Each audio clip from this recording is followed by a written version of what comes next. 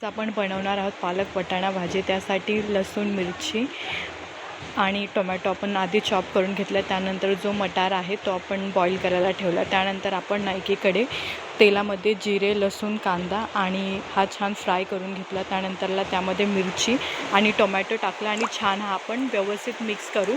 आणि त्यानंतर लगेचच त्यामध्ये वाटाणा, त्यानंतरला हळद, तिखट, धने पावडर आणि जे काय स्पाइसेस आहे ते मिक्स करून छान मिश्रण घेऊ, मिक्स करू। त्यानंतरला ते एक वाफ काढून घेऊ आणि वाफ काढून घेतल्यानंतर परत थोडंसं मिक्स करून त्यामध्ये आपल्याला पालक टाकायचे आहे आणि पालक टाकून व्यवस्थित मिश्रण छान मिक्स करून घेऊ।